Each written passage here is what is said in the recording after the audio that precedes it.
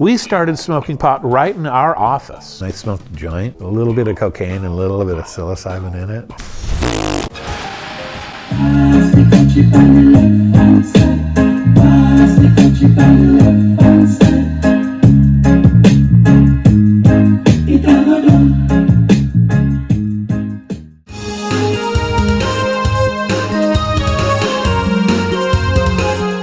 Welcome back to another episode of Reviewing Games. Today we're going to be taking a look at Atari 50th Anniversary Collection on Atari VCS.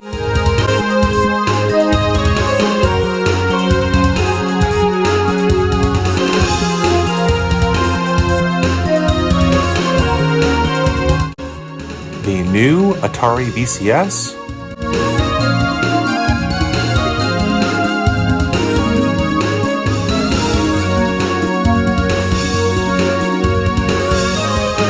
This game did not come out at the same time as the other versions of this game for other consoles, but I waited specifically to play this game on Atari VCS. So let's take a look at this today.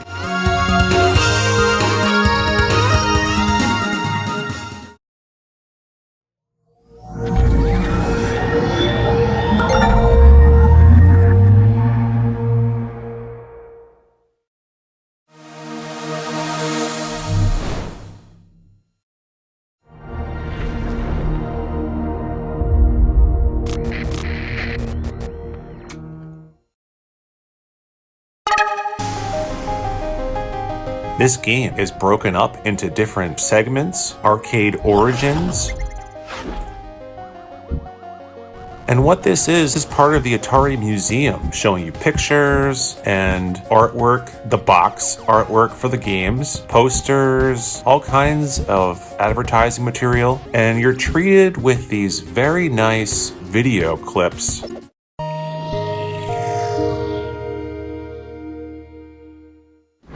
You will hear stories of hot tubs in the lobby and drug use in the office, and I'm here to tell you that none of that happened in my department.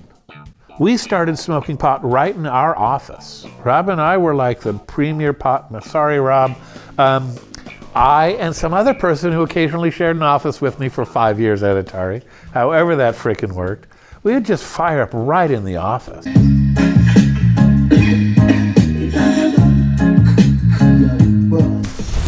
It wasn't even a sense of privilege, it was just mindlessness.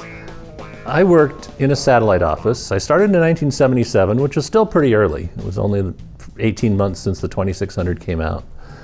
But there was no hot tub in the lobby of the office that I went to. There was no drug use in Atari, though I don't doubt that it was over where Howard and Todd Fry were working. Drugs were consumed at Atari by all kinds of people at all levels of management, from the bottom to the top and all over engineering. Not everybody did drugs, but some people did, and some people enjoyed them, and some people abused them, and some people went to the hospital on them.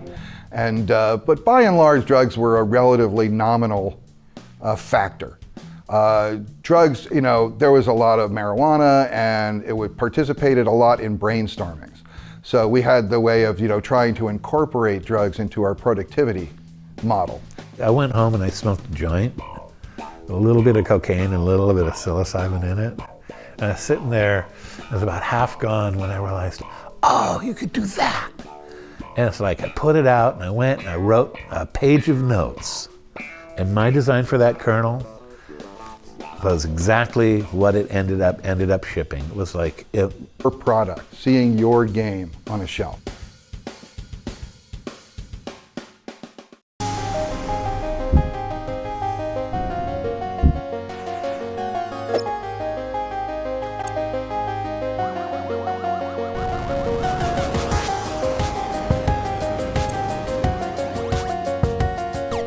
And there's a lot of these videos that you can watch.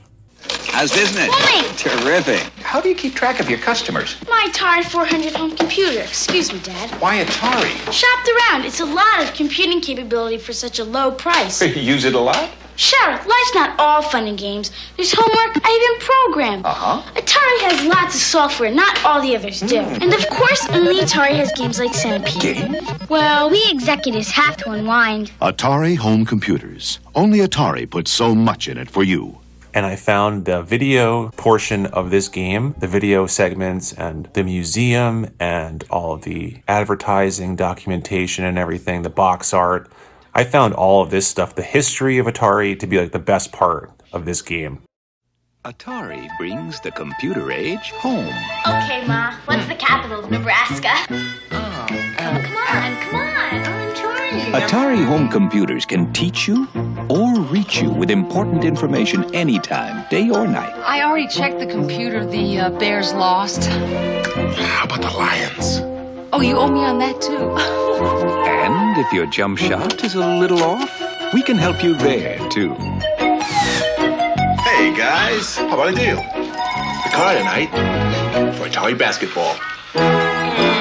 No. In fact, there's no end to your possibilities with Atari home computers. They're easy to use and afford. But best of all, they just might be the wisest investment you'll ever make. Watch this. Hey, Mom. What's the capital of Delaware? Dover. I told you she's smart. Atari home computers. We've brought the computer age home. But you guys are here for the games too. So after spending lots of time looking in the museum at all of the different stuff they have there, the different commercials, lots of cool stuff, interviews, and talking about Atari, eventually you will get to the game aspect portion of this game. So what games are included in this thing? There's a lot, and it's spanning multiple Atari consoles. We're going to be talking about Atari 2600, the Atari computers.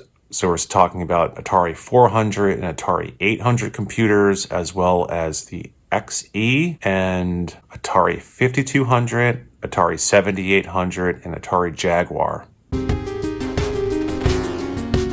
As well as arcade games. This looks like it could be the arcade game here. So moving on to the first game, Tempest Arcade.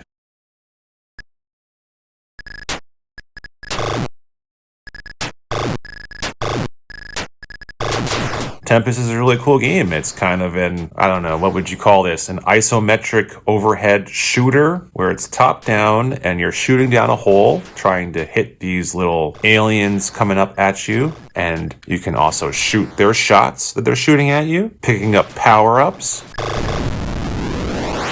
And all you want to do is make your way to the next level of the game. And you go through these really cool transitions. I love the Tempest games. We're going to look at another one later on. There are also these manila folders of games that you can't play yet. They're kind of extras or bonuses to unlock, which is very cool. Moving on to a favorite game of mine, Dark Chambers.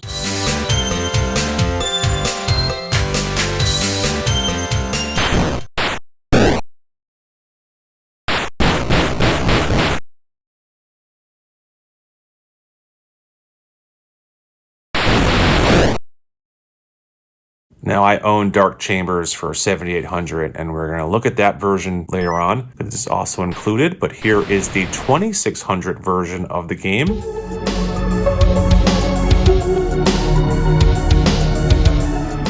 And this is basically Gauntlet for Atari 2600.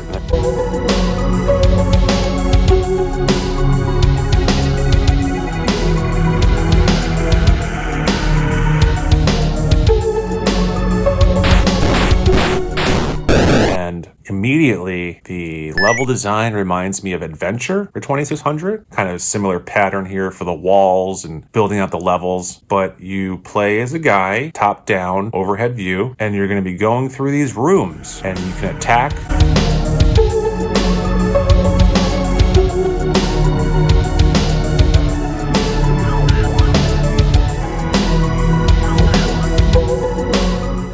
Moving on to the next game, Secret Quest.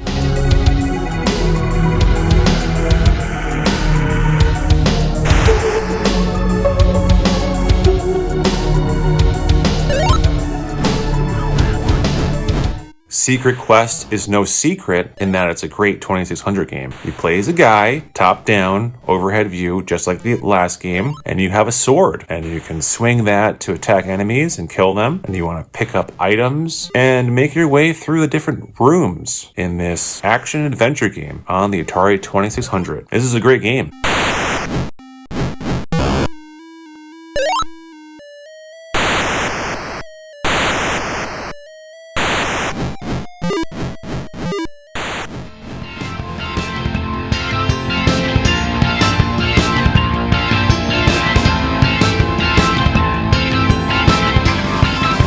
Moving on to Atari 5200, the next game, Bounty Bob Strikes Back.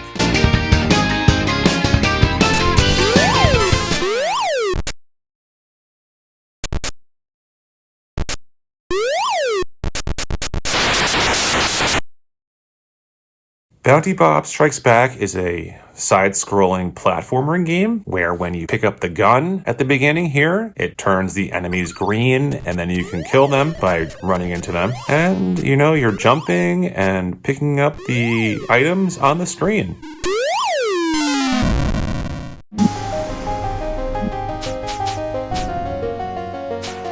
Moving on to Atari 7800, we're going to look at Dark Chambers.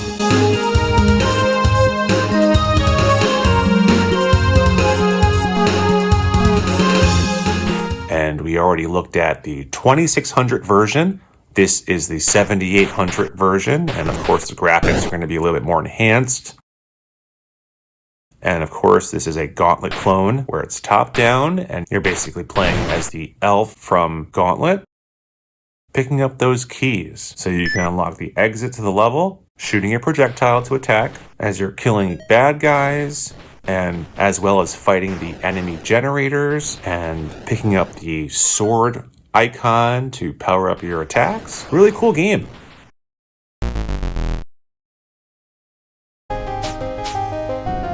Next game we're looking at for Atari 7800 is Ninja Golf.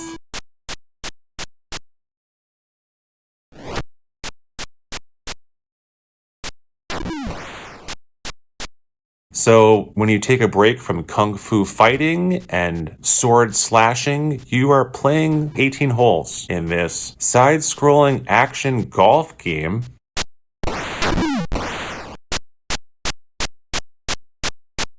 And you are the ninja as you hit your golf ball and fight other enemy ninjas, frogs, all kinds of stuff is going to come at you.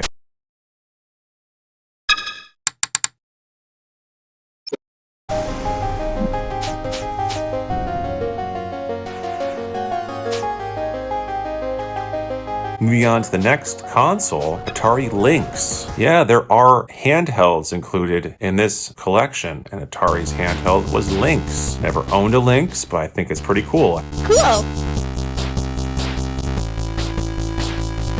This is a volleyball game.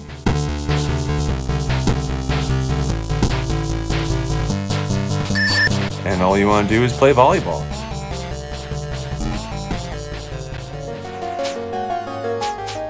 Moving on to Scrapyard Dog for Atari Lynx.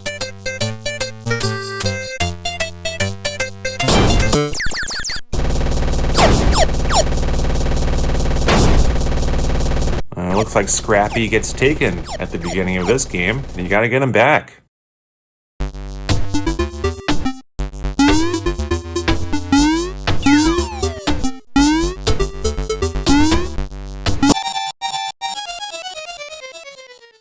That damn dog catcher's kidnapped your pup. So you're gonna traverse this side-scrolling platformer trying to rescue your puppy as you watch out for enemies and other things that'll kill you.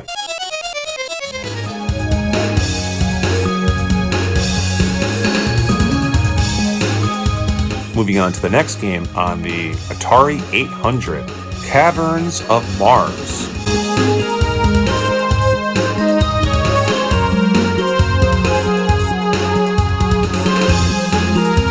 Kind of like a cavern tunnel shooter here as you navigate the caverns, trying not to crash.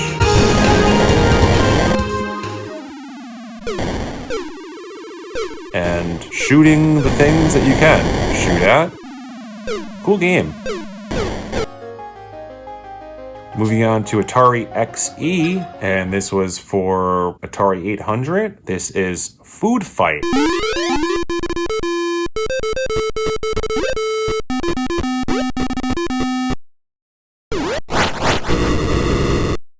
You play as a guy and you're very hungry, and all you want to do is eat the ice cream cone at the opposite side of the screen before getting killed by the bad guys. And of course, this is a food fight, so you can fight with the food that's provided on the screen. Pick up the pies and launch them at your enemies.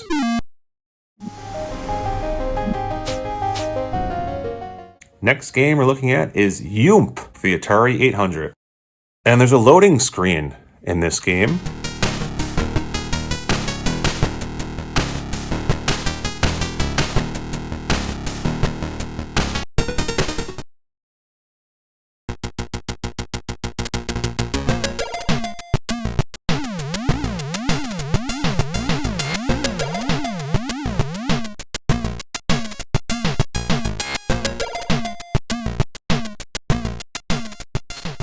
Not entirely sure what this game is, but it's kind of like a 3D Marble Madness kind of game where you're guiding this ball through the level, and all you want to do is just get to the end. I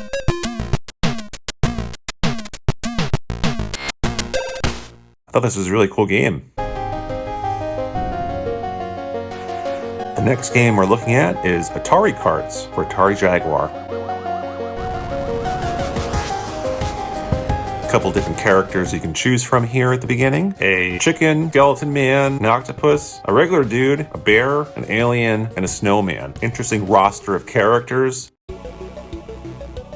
Couple different tracks you can select to start out. Somehow I started in the freezing temperatures, which is okay because I am playing as the snowman.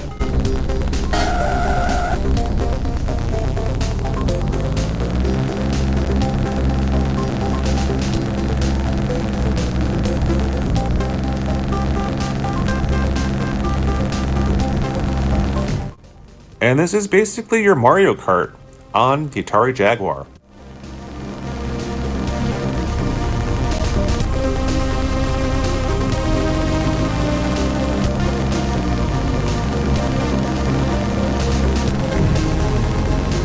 Mode 7 right here.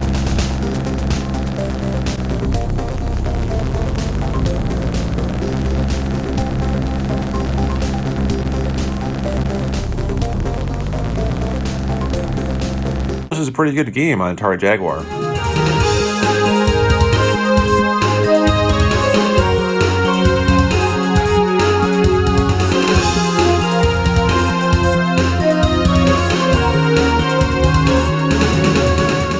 Moving on to the next game, Club Drive.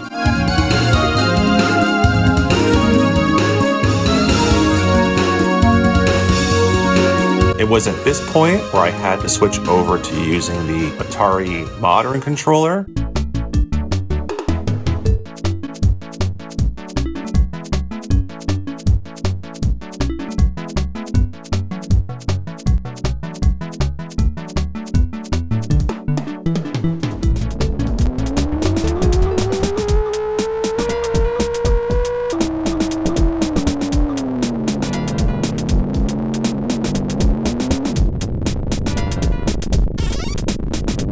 And this is your first-person driving game on Atari Jaguar.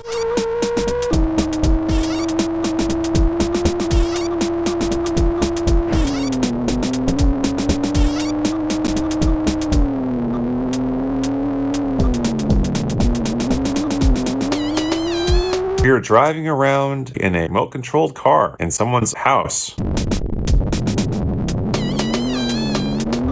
This is awesome. Driving up this table, trying to collect orbs. All right.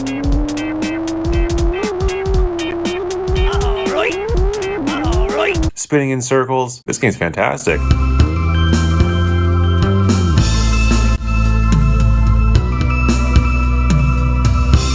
Moving on to the next game, Cybermorph.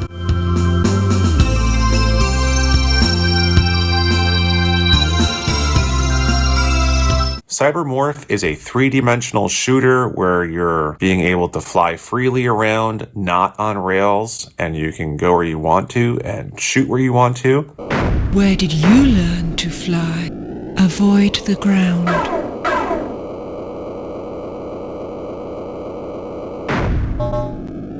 Where did you learn to fly? Where did you learn to fly? And of course, this little head's going to pop up when you don't do well, and we'll tell you, where did you learn how to fly? Where did you learn to fly? Moving on to the next game, Fight for Life. And this is your fighting game on Atari Jaguar. A couple different characters you can choose from here at the beginning.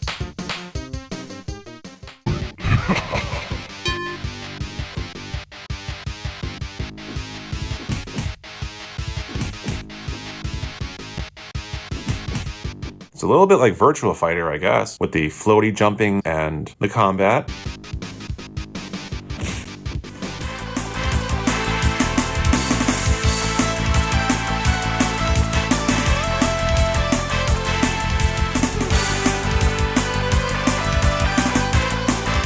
Moving on to the next game, Missile Command 3D.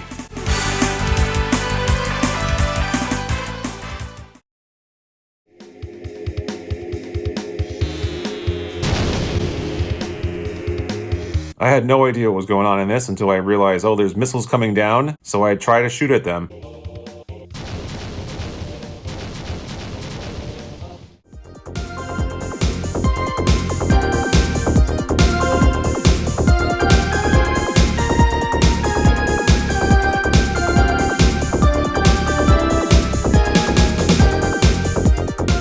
Moving on to the next game, what was this one? Ruiner Pinball.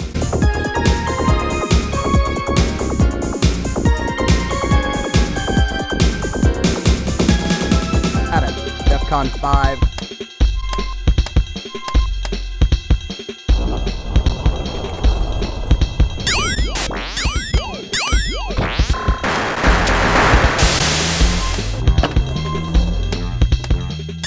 And this is a pinball game on Atari Jaguar.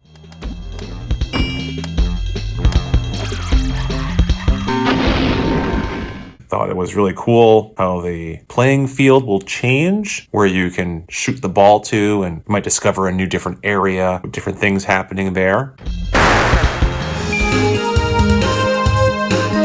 Moving on to the next game, Tempest 2000.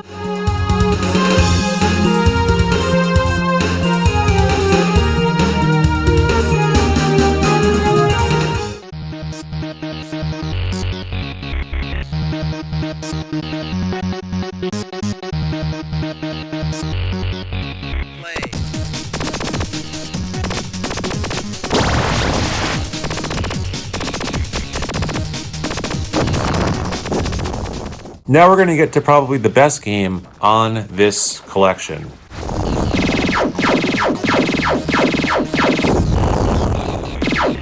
Of course, I love Tempest. I love the first Tempest to be played. This one's just better in every way. Better graphics. It's the same game though. Moving around, isometric top-down shooter, shooting down a hole, trying to kill enemies. And then, you know, you want to supercharge and then make a ripple through time and space.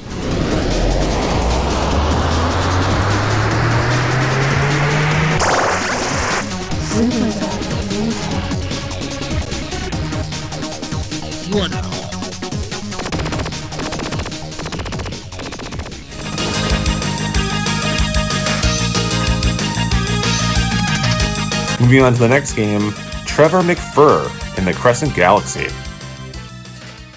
There's a lion giving you directions at the beginning. Kind of reminds me of Star Fox.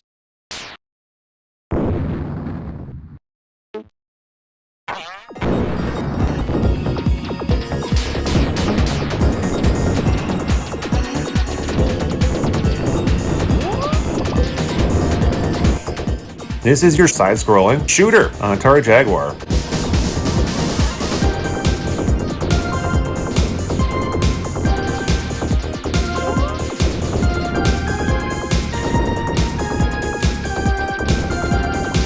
two different buttons here. One is your standard shot, and the other button will shoot the missiles.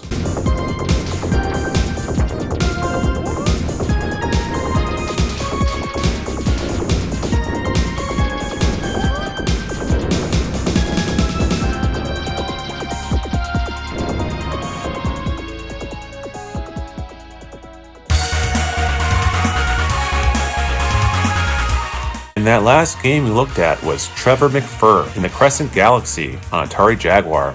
You got a lot of different games for different consoles in this collection. Video clips you get to watch and all that stuff. Just want to say thank you everyone for watching. Take care, and I'll see you guys next time. Real easy. Terrific software, huh? Nice graphics. And how do you like this for sound capability? Impressive. It sure is. So what's his first project? Soon, the alphabet. A is for airplane. Atari home computers. Only Atari puts so much in it for you.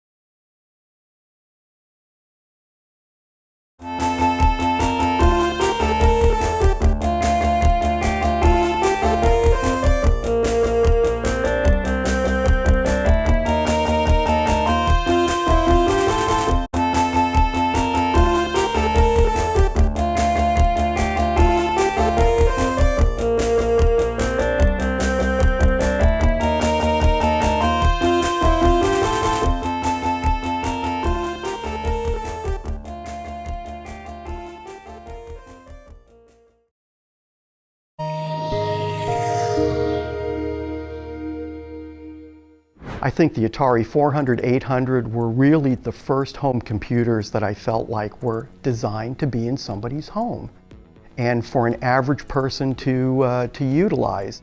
Atari, made some interesting decisions over the years. I mean, they were #1 in the world in making video games, but they saw home computers were coming, and Apple II was out, and they said, we got to compete with Apple for, computers. So it came down from on high that we were going to make a computer like the Apple II, but better in some way. But the engineering department said, hey, we're video game people. Why are we doing this? But they were told, you will do this. So what actually happened was the engineers made the Atari 800 into the next best video game player. It had all the sprite capability, it had coprocessors in there. The first GPU in a computer was probably in the Atari 800. All of this stuff was going on in the engineering department, and yet the management thought we were making a computer. We were really just making a video game that we could make cool games on.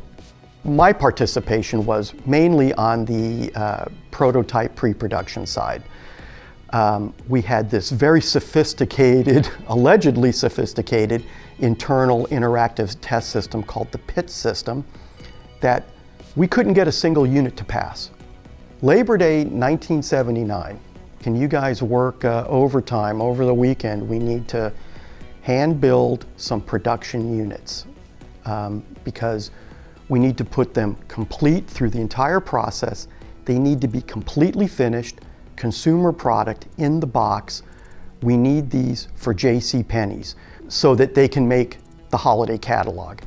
So we worked, I actually didn't leave Atari for about 3 days, hand building these units. And it was like 4 400s and 4 800s to ship on Monday to JCPenney's.